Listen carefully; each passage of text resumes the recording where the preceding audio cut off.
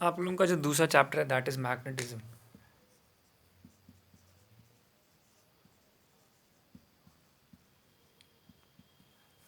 बात करते हैं सबसे पहले मैग्नेटिक फील्ड की। जैसे आपका इलेक्ट्रिक फील्ड होता है वो चार्ज की वजह से होता है, इस तरह मैग्नेटिक फील्ड भी होता है।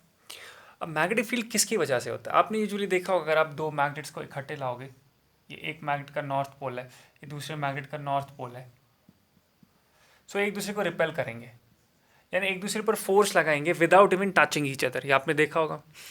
अगर आप इसका साउथ पोल इसके नज़दीक लाओगे, सो अब ये एक दूसरे को अट्रैक्ट करेंगे। तो फोर्स दोनों एक दूसरे पर फोर्स लगा रहे हैं विदाउट टचिंग ईच अदर, इसको कहते हैं फील्ड फोर्स। ये हमने पहले भी डिस्कस किया है, ठीक है। अब यहां देखो, ओरिस्टेड एक बंदा था, साइंटिस्ट था, उसने एक एक्सपेरिमेंट किया। ध्यान से देखना एक्सपेरिमेंट क्या था। ओरिस्टेड ने एक एक्सपेरिमेंट किया। उसने एक सर्किट लिया और उसमें करंट की डायरेक्शन ये है, पॉजिटिव से नेगेटिव की तरफ। बिल्कुल इस वायर के नीचे एक मैग्नेटिक नीडल रख ली।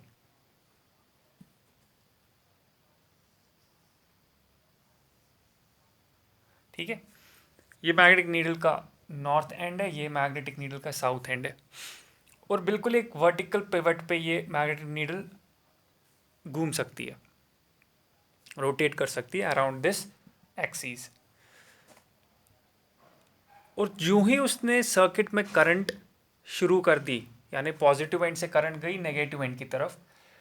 व्हाट ही ऑब्जर्व जो मैग्नेटिक नीडल है,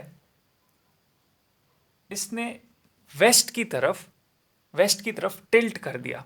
यानी अब जो मैग्नेटिक नीडल की डायरेक्शन थी, it was somewhat like this. तो इसने वेस्ट की तरफ, ये वहां से वेस्ट है, यहाँ से ईस्ट है, ये नॉर्थ है, ये साउथ है। सो इसने देखा कि इसने टिल्ट कर दिया वेस्ट की तरफ, ठीक है। फिर उसने क्या किया, उसने रिवर्स कर दी करंट की डायरेक्शन। अब उसने जो डायरेक्शन है करंट की, यहां से नेगेटिव यहां से पॉजिटिव, तो अब करंट की डायरेक्शन यहां से चलेगी। और अगेन नीडल ने क्या किया, नीडल अगेन टिल्ट हो गई, but this time towards east. से ओरिजिनल पोजीशन नीडल की थी, ये इसका नॉर्थ था, ये इसका साउथ था। तो अब जो नीडल है it tilted towards east, east की तरफ टिल्ट कर दिया, पहले वेस्ट की तरफ टिल्ट कर दिया था। यहां से उसने दो चीजें आइडेंटिफाई की। एक, ध्यान से सुनना, कि करंट के चलने से ये जो है नीडल, ये फ्लिप हो गई, यानी इंक्लाइंड हो गई, यानी इसने मूव कर दिया। अभी मैंने कहा कि एक मैग्नेट दूसरे मैग्नेट को विदाउट टचिंग इस पर फोर्स लगाता है, चाहे वो रिपल्सिव फोर्स हो चाहे वो अट्रैक्टिव फोर्स हो, लेकिन फोर्स लगाता है। इस वायर ने भी इस पर फोर्स लगाया। यहाँ पे हमने रीज़न दिया फोर्स लगाने का, क्योंकि फील्ड था, उसको हम फील्ड फोर्स कहते हैं। जब दो फील्ड फोर्स आपस में इंटरैक्ट करते हैं तो फोर्स एक्सर्ट होता है। यहाँ पे भी फिर दो मैग्नेटिक फील्ड्स होने चाहिए जिन्होंने आपस में इंटरैक्ट किया हो, जिसकी वजह से आपकी नीडल पर फोर्स लग गया। लेकिन मैग्नेट तो एक ही था हमारे पास, दैट इज मैग्नेटिक नीडल, दूसरा तो नहीं था। So what he concluded, he said कि जब एक वायर में करंट चलती है ना, सो एक तो करंट को अपना एक इलेक्ट्रोस्टैटिक फील्ड होगा, याद रखना, इलेक्ट्रिक फील्ड अपना होगा। दूसरा, यही करंट अपने इर्द गिर्द दूसरा फील्ड भी क्रिएट करती है, that is called as magnetic field. अब देखो, दो मैग्नेटिक फील्ड है, एक करंट के चलने की वजह से, एक अपना इस मैग्नेटिक नीडल की वजह से, दोनों आपस में इंटरैक्ट कर रहे हैं, तब जाके इस पर क्या लगा है, फोर्स लगा है नीडल पर। समझ आ गया? सो पहली चीज़ हमने इसमें समझी कि जब तक दो फील्ड्स नहीं होंगे तब तक कोई फोर्स नहीं लगेगा, यानी दो फील्ड जब तक इंटरैक्ट नहीं करेंगे तब तक कोई फोर्स नहीं लगेगा। फिर हमने देखा कि एक फील्ड तो हमारे पास मैग्नेटिक नीडल का था, दूसरा फील्ड कहाँ से आ गया, ये करंट जब चली वायर में, तो हमारे पास दो यहाँ पे फील्ड्स आ गए जिन्हें आपस में इंटरैक्ट किया, जिसकी वजह से नीडल पर क्या लग गया, फोर्स। तो एक पॉइंट तो ये था कि करंट कैरिंग कंडक्टर के इर्द गिर्द एक दो फील्ड्स होते हैं, एक इलेक्ट्रिक फील्ड और दूसरा मैग्नेटिक फील्ड।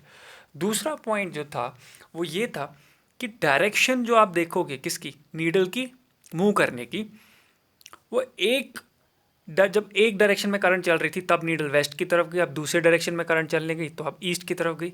सो उसने इसके लिए याद रखना एम्पियर्स स्विमिंग लॉ, आप कैसे डायरेक्शन डिफाइन करोगे? एम्पियर स्विमिंग रूल, आप कैसे डायरेक्शन डिफाइन करोगे कि नीडल करंट के चलने में कब किस वक्त कौन सी डायरेक्शन में फ्लिप होगी? तो एम्पियर स्विमिंग रूल ऐसे कहता है कि ये जो करंट चल रही है ना, इसको समझो एक बंदा स्विम कर रहा है। कैसे? कि ये उसकी टांगे हैं, ये उसके हाथ है, ये उसका सर है।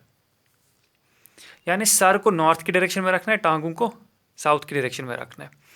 तब जाके जो नीडल फ्लिप होगी वो उसके लेफ्ट हैंड की तरफ से होगी, यानी वेस्ट की तरफ, लेफ्ट हैंड की तरफ से होगी। समझ आ गया? और इसका ऑपोजिट यहाँ पे कर लेना है। दूसरा जो रूल है जिससे आप ये याद रख सकते हो वो स्नो है। स्नो सिंपल है। स्नो का मतलब है जब करंट साउथ से नॉर्थ की तरफ जा रही है, करंट की डायरेक्शन साउथ से नॉर्थ की तरफ जा रही है किसी कंडक्टर में, which is over the needle. O का मतलब हो गया ओवर, उसके ऊपर है। तब जाके नीडल किस डायरेक्शन में जाएगी? डब्ल्यू, वेस्ट डायरेक्शन में। So this was about Oersted's experiment. तो ध्यान रखना, ओरेस्टेड एक्सपेरिमेंट में हमने ये सीखा। सबसे पहले ये एक्सपेरिमेंट से भी हमने पहले एक चीज़ सीखी कि जब तक दो फील्ड्स होंगे तब तक फोर्स नहीं लगेगा।